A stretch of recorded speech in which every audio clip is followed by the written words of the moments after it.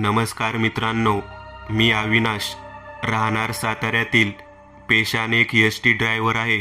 कधी कधी आपल्यासोबत असं काही घडतं की त्यांच्यावर विश्वास ठेवावा की नाही हेच कळत नाही. असंच माझ्यासोबत मागील वर्षी घडलं. माझी सातारा डेपोतून नाईट ड्युटी होती. खूप वेळ मी नाईट ड्युटी केली होती, पण तो अनुभव कधीच आला नव्हता. माझ्या बायकोने डबा करून दिल्यावर मी माझ्या स्कूटीने डेपोत पोहोचलो. वेळ रात्रीचे 10 वाजता. मला गाडी घेऊन सातारा ते पंढरपूर जायचे होते. 3-3.5 तासांचा रस्ता. पण माझा सोबती कंडक्टरने गाडी भरल्यावर 2 वेळ बेल वाजवली आणि मी गाडी सातारा डेपोतून बाहेर काढली. गाडी जास्त भरली दिसत नव्हती. मी मागे वळून पाहिलं तेव्हा समोरील 10-12 सीट भरल्या होत्या. दिवस थंडीचे असल्यामुळे खिडकीतून थंड हवा येत होती. मी आधीच कानाला मफलर बांधली होती म्हणून बरं, पण हात थोडे थंड झालेच होते. काही स्टॉपवर गाडी थांबून आणखी प्रवासी गाडीत घेतल्यावर गाडी शहराच्या बाहेर निघाली. आता अंधार जास्त जाणवत होता. रस्ताही जवळपास खाली खाली वाटत होता. रस्त्यावर लाईट नव्हती. आमची एस.टी. भर वेगात समोरचा रस्ता पार करत होती. आम्ही साताऱ्यातून बरेच दूर आलो होतो, पण आजचा दिवस हा माझ्यासाठी अपशकुनच वाटत होता. चालणाऱ्या गाडीत अचानक फस असा आवाज झाला.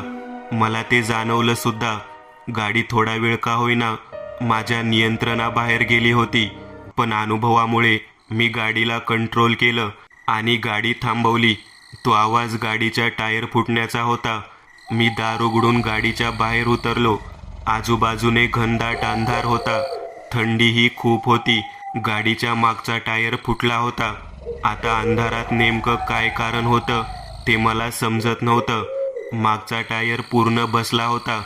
ही एस.टी. बस जुन्या मॉडेलची होती. तरीही मी निघताना गाडीचे टायर चेक केले होते, पण व्हायचं तेच झालं. कंडक्टर सुद्धा बाहेर आला. काय हो भाऊ, टायर फुटला की काय? आवाज तसाच झाला होता. हो, तेच झालंय, मी त्याला म्हणालो. मग आता गाडी इथेच ठेवावी लागेल. मागून एखादी एस.टी. बस आली की प्रवाशांना त्यात बसून द्या आणि तुम्ही डेपोत परत जाऊन मेकॅनिक घेऊन या. त्याशिवाय काहीच पर्याय नाही, मी त्याला म्हणालो. नाराजीने तोही मानलाच. प्रवाशीही गाडीत बसून कंटाळले होते. त्यांना कंडक्टरने समजावून सांगितले. आम्ही गाडीच्या बाहेर येऊन दुसऱ्या बसची वाट पाहत होतो, पण अर्ध्या तासात काही ट्रक आम्हाला पास करून गेले होते आणि शेवटी आम्हाला दुरून एस.टी. बस येताना दिसली. तेव्हा कुठं त्या सगळ्यांच्या जीवात जीव आला. मी गाडीला हात दाखवून गाडी थांबवली. ती गाडीही त्याच मार्गाने पुढे जाणार होती, म्हणून एक चांगलं झालं. ते सगळे प्रवासी त्या बसमध्ये निघून गेले. आता उरलो होतो फक्त मी आणि कंडक्टर. आमच्या दोघांकडे तेव्हा फोन नव्हता, त्यामुळे दोघातून एकाला डेपोत परत जावंच लागणार होतं. मी ड्रायव्हर होतो, त्यामुळे मीच थांबलो. कंडक्टर एका ट्रकला हात दाखवून तो डेपोकडे गेला. त्याला किमान 1 तास तरी लागणारच होता. आता त्या घनदाट अंधारात मी एकटाच होतो. आजूबाजूला फक्त शेत आणि उंच अंधारली झाडी दिसत होती. त्यात रातकिडे जोराने किरकिर करत होते. एवढंच वातावरण घाबरवण्यासाठी खूप होतं. मी गाडीच्या आत जाऊन माझ्या सीटवरती बसलो. खरं सांगतो, खूप भीती वाटत होती. मी माझी मफलर पूर्ण तोंडाला गुंडाळून सीटवर अंग टाकलं. थोडी गरमी आल्यावर झोप लागल्यासारखी झाली. मी एस.टीतील मागची लाईट बंद केली. फक्त समोरचा माझ्या केबिनमधला एक लहान लाईट चालू ठेवला. विचार होता की कंडक्टर मदत घेऊन येईपर्यंत एखादी झोप काढावी, आणि मी अंग टाकलं. कानावर आजूबाजूचा आवाज येत होता. काही वेळ वाटलं की कोणी बाई बोलत असावी. काही वेळ वाटलं की एखादा माणूस आपल्याला आवाज देत आहे. अगदी अस्पष्ट हवेसारखा तो आवाज होता, पण तो आवाज इतका कमी ऐकू येत होता की वाटलं आपण घाबरलो असल्यामुळे आपल्याला ते भास होत असावे. मग थोड्या वेळाने माझा डोळा लागला. किती वेळ झाला माहीत नाही, पण एका आवाजाने मी झोपेतून जागा झालो. आवाज एस.टीच्या दरवाजा उघडण्याचा होता. मी लाईट बंद केले असल्यामुळे तेथे अंधार होता. पण दरवाजा उघडून कोणीतरी आत चालत येत असल्याचा आवाज मला येत होता. एका क्षणी वाटलं कोणीतरी वाकून मला पाहिलं, कारण हवेच्या गतीने एका चेहऱ्यासारखं मला दिसलं आणि पटकन ते मागे अंधारात गेलं. छातीत धडकन उडाली होती. कोण आहे, मी जोरात म्हणालो, पण काहीच उत्तर आलं नाही. आता मला भीती वाटत होती. खरंच कोणीतरी आत चढलं होतं, कारण एसटीचा दरवाजा उघडा होता आणि वाटत होतं त्या कंडक्टरच्या सीटवर कोणीतरी अंधारात बसलं आहे आणि मलाच पाहत आहे. गाडीतील लाईट चालू करायला सुद्धा हात कापत होता. चुकून प्रकाशात काय डोळ्यासमोर येईल याची भीती वाटत होती, कारण रात्रीच्या अंधारात काय फिरत असतं हे तुम्हाला वेगळं सांगावं लागणार नाही. त्यात भरीच भर म्हणजे अमावस्या होती, पण गाडीत काय चढलं ते पाहावं लागणार होतं. म्हणून मी लाईटचं बटन दाबले आणि मी जवळपास ओरडलोच. समोरच्या सीटवर एक बाई बसली होती. अंगात लाल साडी होती, डोक्यावर पदर होता, माथ्यावर कुंकू होतं आणि नजर माझ्यावरच खिळली होती. मी इतका घाबरलो होतो की वाटलं इथून पळूनच जावं, पण ती बाई कोणी हाडळ वाटत नव्हती किंवा एखादी भूत प्रेत सुद्धा दिसत नव्हती. मी घाबरतच तिला विचारलं, ओ बाई, कोण तुम्ही आणि अशा अचानक गाडीत कशाला चढलाय? माफ करा दादा, थंडी वाजत होती म्हणून गाडीत आले. ती बोलल्यावर कुठं माझ्या थोडाफार विश्वास झाला, कारण तिचा आवाजही साधारण बाईसारखा होता. बाई, तुम्ही माझा जीव घेतला असता. मला वाटलं कोणी भूत प्रेतच गाडी चढले की काय. त्यावर ती बाई हसली. पण बाई, ही गाडी फेल झाली आहे, पुढे जाणार नाही. गाडी ठीक झाल्यावर पुन्हा डेपोत जाणार. हो का? मला सुद्धा तिकडे जायचे आहे. येऊ द्या की भाऊ, खूप उपकार होतील तुमचे. मी एक वेळ विचार केला, इथे कुठेच वस्ती गाव दिसत नाही. मग ही बाई आली कुठून? दादा, खूप अडचणीत आहे हो, येऊ द्या की, ती बाई मला म्हणाली. कोणती अडचण बाई? दादा, मी गरोदर आहे, 3 महिन्याची. दवाखान्यात जात आहे नेहमीच्या तपासणीसाठी. मला खरंच तिची दया आली, कारण तिच्या चेहऱ्यावरील भाव खूप दया आणणारे होते. बरं बरं बाई, सोडतो तुम्हाला. येईलच काही वेळात मेकॅनिक. गाडी चालू झाल्यावर सोडतो तुम्हाला. पण बाई, तुम्ही आहात तरी कोण? म्हणजे कुठे राहता आणि एकट्याच दवाखान्यात? तुमचे घरवाले सोबत नाहीत का? ती बाई त्यावर रडायला लागली, हुंदके द्यायला लागली. अहो बाई, काय झालं? हो ते पण. आणि एवढं बोलत ती पुन्हा रडायला लागली. अहो बाई, रडू नका. नेमकं काय झालं ते सांगाल का? तिने मानेने होकार दिला आणि आपले अश्रू पुसत ती पुढे बोलू लागली. माझं नाव वंदना. आम्ही बाजूच्याच गावात राहतो. माझ्या परिवारात फक्त मी आणि हेच होते. सासू सासरे सुद्धा नाहीत. हे साताऱ्यातील शाळेत शिपाईच्या नोकरीवर होते. गावातून येणे जाणे करत. आमच्या घरात कोणी मूलबाळ नव्हतं. लग्नाला 2 वर्ष झाली होती. देवाला नवस केला, दवाखाने केली आणि गेल्या किती दिवसांनी आम्ही आनंदित होतो. घरात चांगले दिवस आले म्हणून देवाचे आभार मानायला आम्ही पंढरपूरला दर्शनासाठी निघालो होतो. पण यांना त्या दिवशी शाळेत महत्त्वाचं काम आलं होतं, त्यामुळे ते मला घेऊन साताऱ्यात गेले, कारण मलाही दवाखान्यात जायचं होतं. ते झाल्यावरच आम्ही पंढरपूरसाठी निघणार होतो. पण शाळेत अचानक त्यांना जावं लागलं होतं. त्यांनी दवाखान्यात सोडलं. माझी तपासणी झाल्यावर आम्ही दोघेही खूप खुश होतो, कारण बाळ चांगल्या स्थितीत होतं असं डॉक्टर सांगत होते. त्यानंतर त्यांनी मला त्यांच्या मित्रांच्या घरी पाठवलं आणि ते शाळेत गेले. आधीच आम्हाला उशीर झाला होता. दवाखान्यात आम्हाला दुपारचे 3 वाजले. यांनाही शाळेत खूप उशीर झाला आणि 6च्या सुमारास ते परत आले. आमच्या देवदर्शनाला जाण्याचा बेत जवळपास फसल्यासारखा झाला होता, कारण संध्याकाळ होत आली होती.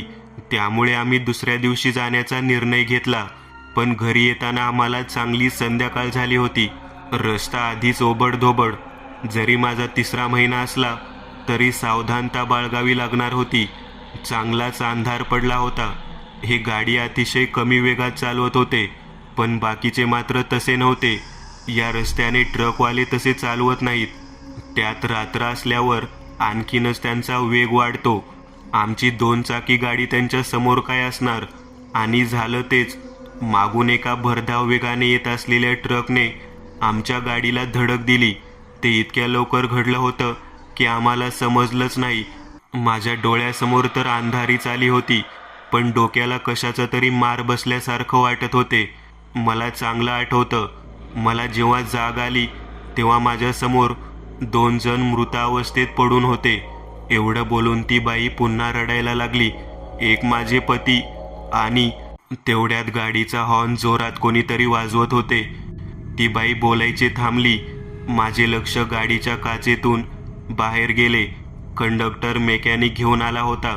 मी आनंदात त्या बाईला म्हणालो, बाई काळजी करू नका, मेकॅनिक आला आहे, गाडी काहीच वेळात चालू होईल. त्या बाईने आपले अश्रू पुसले आणि ती माझ्याकडे पाहत होती. मी पटकन गाडीच्या खाली उतरलो. अरे काय हो ड्रायव्हर, किती वेळचा हॉर्न वाजवतोय, कुठे लक्ष आहे तुमचं? अरे चला चला, वेळ घालवू नका, आधीच थंडी वाजत आहे आणि कुणाला तरी मदतसुद्धा हवी आहे. कंडक्टर आणि मेकॅनिक जरा विचारात पडले. कंडक्टर मला म्हणाला, कुणाला मदत हवी आहे? त्यावर मी म्हणालो, अरे सांगतो, पण आधी आपली गाडी चांगली करूया, मग मी तुम्हाला तिच्याशी भेटून देतो. त्यांनीही माझ्या बोलण्यावर जास्त जोर न देता आधी गाडीचा टायर ठीक करायला घेतला. आम्हाला जवळपास 15-20 मिनिटे तरी लागली आणि शेवटी गाडीचा टायर बदलून झाला. चला आता तुम्हाला भेटून देतो त्या बाईशी. आणि मी त्यांना गाडीच्या दुसऱ्या बाजूनं जिथे ती बाई बसली होती तिथे घेऊन गेलो. पण काय आश्चर्य, ती बाई तिथे नव्हतीच.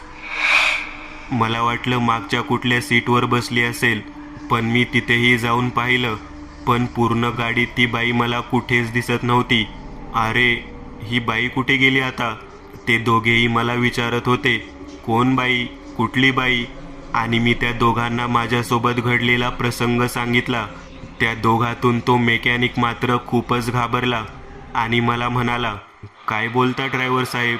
अहो, ज्या गरोदर बाईची तुम्ही गोष्ट सांगत आहात, त्या बाईचा अपघात 2 वर्षांपूर्वी समोरच त्या वळणावर झाला होता. त्यात ती आणि तिचा तो पती मरण पावला होता. बिचारी बाई, वाईट झालं तिच्यासोबत. पूर्ण साताऱ्यात ही बातमी पसरली होती.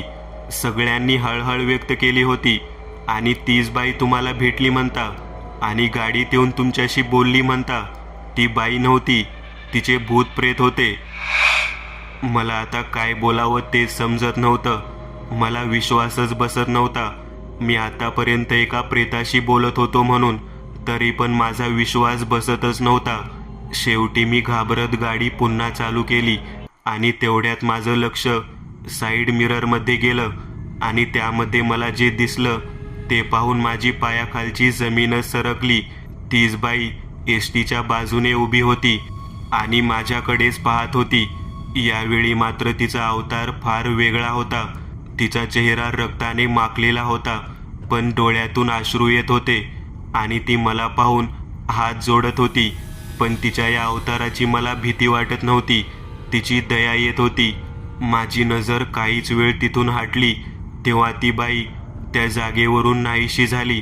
माझ्या डोळ्यांवर माझा विश्वासच होत नव्हता की मी हा भयानक अनुभव घेत आहे म्हणून. मी गाडी डेपोत लावून जेव्हा घरी परत आलो तेव्हा अंग तापाने फणफणत होतं आणि त्या प्रसंगातून सामोरे जायला मला जवळपास महिन्याच्या वर लागले.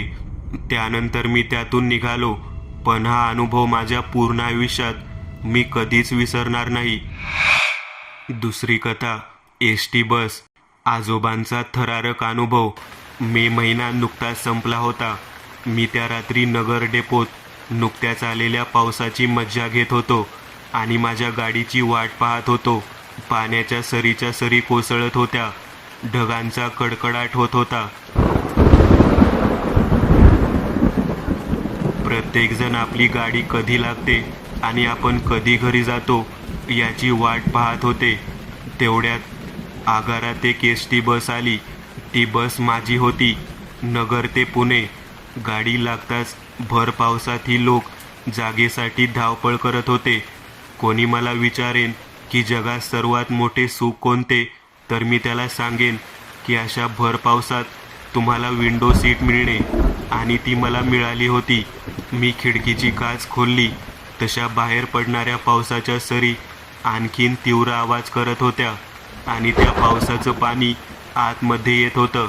मी पटकन पुन्हा ती खिडकी बंद केली आणि समोर पाहू लागलो. मला वाटलं होतं की गाडी पूर्ण भरेन, पण एवढे लोक बसूनही माझ्या बाजूची सीट रिकामी होती आणि ती सीट रिकामी पाहताच मनात विचार आला, चांगले झाले, जर कोणी आले नाही तर पाय पसरून झोपायला मिळेल. मी आनंदात स्वतःशीच म्हणालो. नगरमध्ये मी एक सरकारी शिपाई पदावर नोकरीला होतो. काही दिवसांची रजा घेऊन मी बऱ्याच दिवसांनी माझ्या घरी पुण्याला चाललो होतो.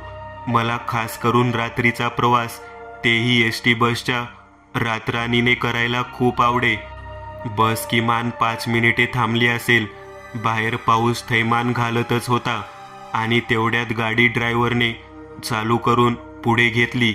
मी आपला मोबाईल काढून कानात हेडफोन लावून गाण्यांचा आस्वाद घेत होतो की गाडी अचानक गचका देऊन थांबली. मीही जरा चक्रावलोच, कारण गाडी कुठेतरी मध्येच थांबली होती. जशी गाडी थांबली, लोकांची चुळबुळ सुरू झाली. ते सगळे वैतागले होते. का थांबली, कशासाठी थांबली, असे आवाज त्या गर्दीतून माझ्या कानी पडत होते. गाडीचे दार उघडण्याचा आवाज झाला आणि 70 ते 75 वयाचे एक आजोबा गाडीमध्ये चढले आणि ते चालत सरळ माझ्या बाजूच्या रिकाम्या सीटवर बसले. त्यांना पाहताच सगळी लोक शांत झाली आणि पुन्हा दार लागत एस.टी. बस पुढे धावू लागली. त्या आजोबांनी मोठ्या भिंगाचा चष्मा घातलेला होता. अंगात सदरा आणि धोतर घातले होते. ते थोडेफार पावसाच्या पाण्याने भिजले होते. मी परत कानात हेडफोन घालत खिडकीतून बाहेर पाहू लागलो. पाऊस आता बंद झाला होता, पण अधूनमधून विजांची आणि ढगांची कडकडाट ऐकू येत होती. एस.टी. मधील बाकीचे प्रवासी सवयीप्रमाणे घोरत पडले होते. एक प्रकारे बसमध्ये शांतता होती. गाडी हळूहळू वेग पकडत त्या सिमेंटच्या जंगलांना पार करत आता दाट झाडीतून मार्गक्रमण करत होती. मी आता खिडकी उघडली, त्यामुळे हवेतला गारवा चांगला जाणवत होता. बाकी सगळी लोक जरी झोपले असले तरी माझ्या बाजूचे ते आजोबा मात्र राहून राहून खिडकीकडे पाहत त्या अंधारात कसल्या तरी गोष्टीचा शोध घेत होते. मी थोडा पाठी सरकलो त्यांना व्यवस्थित दिसावं म्हणून, आणि मी त्यांना न राहून विचारलं, आजोबा, तुम्हाला खिडकीकडून बसायचे आहे का?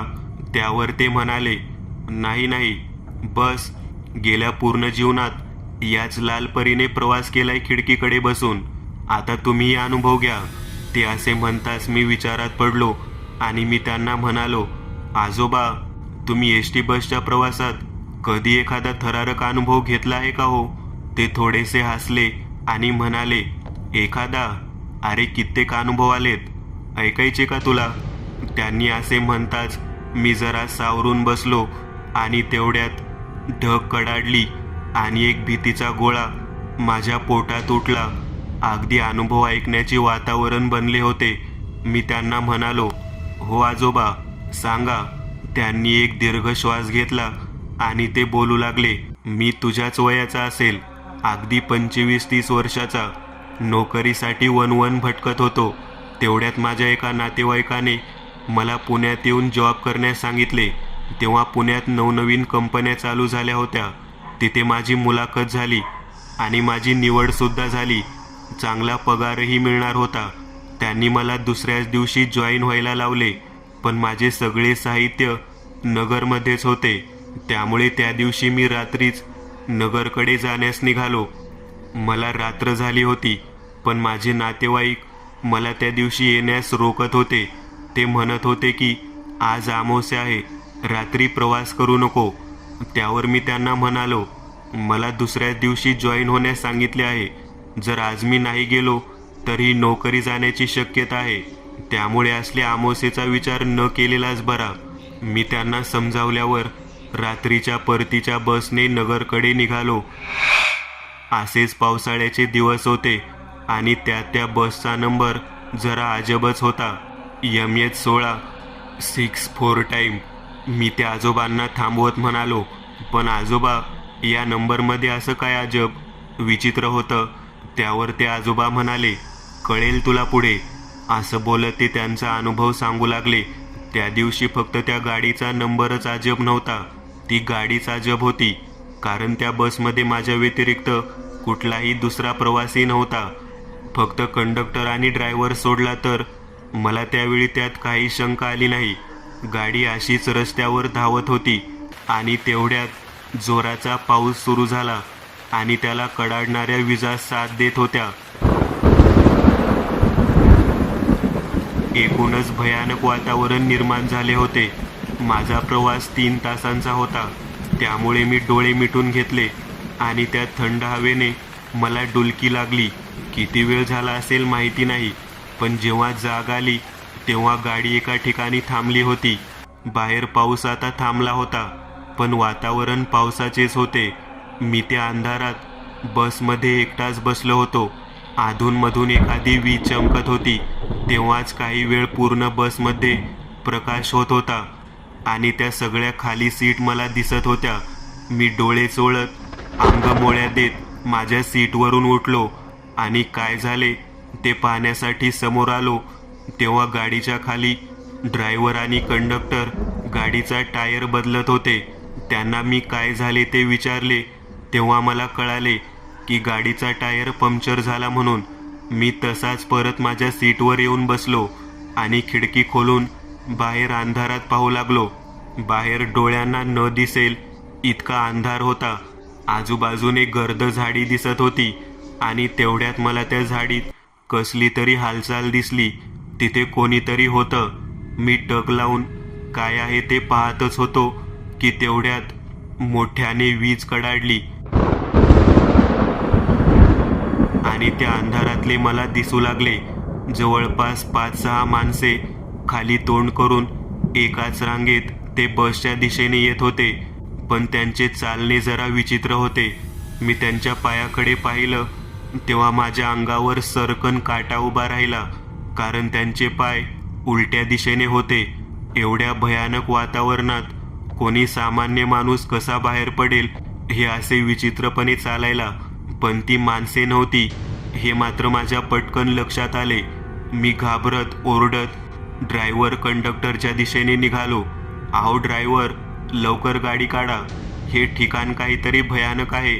मी आता 5-6 माणसे उलटी चालताना पाहिली त्या दिशेने. मी त्यांना हात दाखवले. ते जरा अवाक झाले आणि त्यांनी त्यांच्याकडील विजेरी तिकडे वळवली, पण तिकडे त्यांना काहीच दिसले नाही. अहो काय घाबरवताय, जा बसा आतमध्ये, झाले गाडीचे काम, निघणारच 5 मिनिटात गाडी. मी त्यांना समजावत होतो, पण माझ्या बोलण्यावर त्यांचा विश्वासच बसत नव्हता. शेवटी मी घाबरत पुन्हा माझ्या सीटवर बसलो, पण मी चुकूनही त्या अंधाराच्या दिशेने पाहत नव्हतो. अगदी 5-6 मिनिटात गाडी सुरू करून ड्रायव्हरने पुढे घेतली, पण तेथून गेल्यावरही माझी भीती मात्र कमी झाली नव्हती. पुन्हा एकदा पावसाची रिपरिप चालू झाली. मी अंग चोरून माझ्या सीटवर बसलो होतो. काहीच वेळात नगर येणार होते. मी घड्याळात पाहिले तर 12 वाजून गेले होते. मी माझी पिशवी हातात घेतली आणि समोरच्या सीटवर बसावे म्हणून उठलो आणि पुन्हा एकदा वीज चमकली. त्या उजेडात मला माझ्या आजूबाजूच्या सीटवर तीच उलटी चालणारी लोक दिसली, जी मी काही वेळापूर्वी पाहिली होती. सगळ्यांचे चेहरे पांढरे फटक होते, डोळे लाल भडक होते आणि ते सगळे माझ्याचकडे रागाने पाहत होते, जणू ते मलाच घ्यायला आले असावेत किंवा माझा प्राण घ्यायला. एवढे बोलून ते आजोबा थांबले. त्यांच्या सांगितलेल्या अनुभवामुळे माझ्या अंगावर काटा आला होता. घाबरलास का पोरा, ते आजोबा मला म्हणाले. अहो आजोबा, कोण नाही घाबरणार. इतका भयानक अनुभव ऐकून जरा विश्वास नाही करण्यासारखाच आहे, पण आहे मात्र खूपच भीतीदायक. ते आजोबा फक्त थोडेसे हसले. बरं आजोबा, त्या गाडीच्या नंबरचे रहस्य काय ते नाही सांगितले अजून तुम्ही. त्या गाडीचा नंबर काही साधा नव्हता. 4x6 हे अंक सैतानाचे सूचक मानले जाते, म्हणूनच मला ते दिसले होते. बापरे, तर त्या अंकाचा असा अर्थ आहे तर. मी त्यांना म्हणालो, बरं आजोबा, तुम्ही पुढे काय झाले ते नाही सांगितले. असं मी त्यांना म्हणालोच होतो की गाडी थांबली. मी खिडकी उघडून पाहिले तर पुणे बस स्थानक आले होते. कमाल आहे आजोबा, आपल्या गोष्टीमध्ये कधी पुणे आलं कळालंच नाही. असं म्हणून मी त्या आजोबांकडे पाहिले, पण काय आश्चर्य, ते आजोबा त्या जागेवरच नव्हते. अरे आजोबा अचानक कुठे गेले असे म्हणत मी उठलो आणि आजूबाजूने पाहू लागलो, पण ते आजोबा मला कुठेच दिसत नव्हते. लोकांची उतरण्याची घाई चालू होती. मी आजूबाजूच्या लोकांना विचारले, पण सगळी लोक म्हणत होती उतरले असणार खाली, तुमचे लक्ष नसणार. पण मला काहीच वेळ झाला होता त्यांच्याशी बोलून. मी गोंधळलो होतो आणि माझी बॅग घेत मी खाली उतरत होतो. जसा मी खाली उतरलो, मी आजूबाजूने कुठे ते आजोबा दिसते का ते पाहू लागलो, पण कुठेच ते आजोबा मला दिसत नव्हते. आणि तेवढ्यात एका गोष्टीवर माझी नजर गेली, ती म्हणजे मी ज्या गाडीमध्ये बसलो होतो त्या गाडीचा नंबर होता MH16 4x6. माझे डोके चक्रावून गेले होते आणि तेवढ्यात मला आजोबांची गोष्ट आठवली की हा नंबर सैतानाचे सूचक आहे. आता मला सगळा प्रकार समजला. ज्या दिवशी आजोबांना ते माणसे बसमध्ये दिसली होती तेव्हाच आजोबा तिथे मरण पावले होते आणि त्यांचे प्रेतच मला तो अनुभव सांगत होते.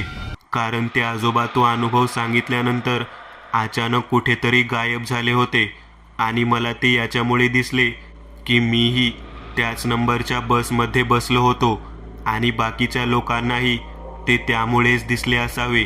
ते माझ्या जवळ बसले, त्यामुळेच मला ते रहस्य कळाले. मी त्या डेपोत स्वतःशीच मनात विचार करत होतो आणि त्या बसच्या नंबरकडे पाहत होतो. वरून पाऊस कोसळत आहे आणि मी त्या पावसात भिजत आहे याची जाणीव सुद्धा मला होत नव्हती. मित्रांनो, आज पुरतं एवढंच. तुम्हाला जर काही गोष्ट आवडली असेल तर नक्की लाईक करा. तुमच्यापैकी बरेचसे जण व्हिडिओ लाईक न करताच पळून जातात, पण हा जर व्हिडिओ तुम्ही लाईक केला तर मला जरा बरं वाटेल आणि असेच भारी भारी व्हिडिओ बनवायची माझ्यात एनर्जी येईल. त्यामुळे नक्की लाईक करा आणि अजूनही कोणी या चॅनलला सबस्क्राईब केलेलं नसाल तर लगेच सबस्क्राईब करून टाका आणि बाजूची घंटी ती मात्र दाबायला विसरू नका. देवाची घंटी आहे ती. चला तर मग पुन्हा भेटूया अशीच एक आगळी वेगळी गोष्ट घेऊन पुढच्या